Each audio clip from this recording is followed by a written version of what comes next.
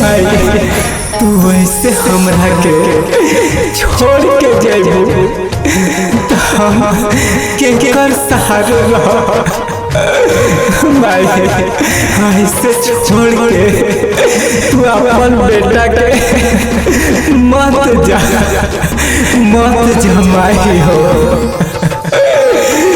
जात बाड़े हमारे हमने के गाँव हर साल पाठ रखब पूजब तोहरे पावे। जात बाड़े हमारे हमने के गाँव हर साल पाठ रखब पूजब तोहरे पावे। कैसे विदाई तोहके बुला के माई जात बाड़ सब के रुला के माई जात बाड़ सब के रुला के।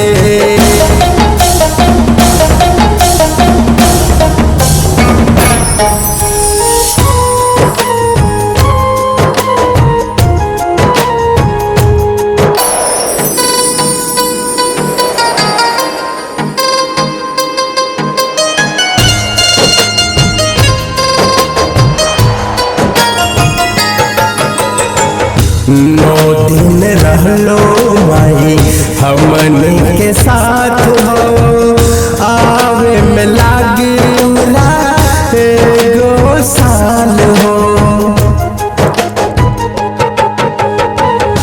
नौ दिन रहलो माई हमन के साथ हो आवे में लागी एगो साल हो। रहलो बेटा संग सब के हंसाए माई जात बाड़ सब के रुला के माई जात बाड़ सब के रुला के।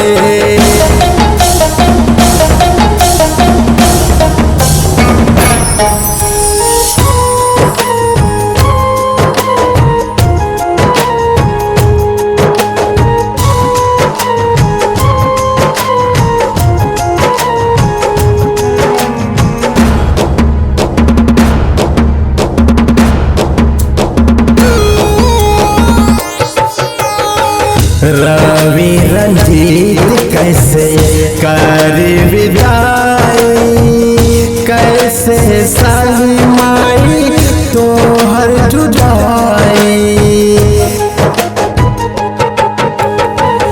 रंजित अनंत कैसे कर विदाई कैसे सही माई तोहर जुदाई।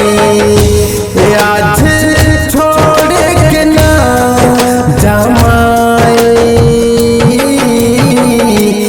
माई जात बाड़ सब के रुला के माई जात बाड़ सब के रुला के।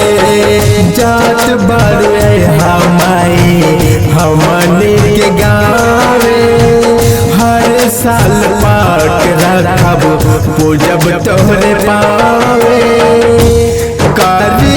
कैसे विदाई तोहके बुला के माई जात बाड़ सब के रुला के माई जात बाड़ सब के रुला के।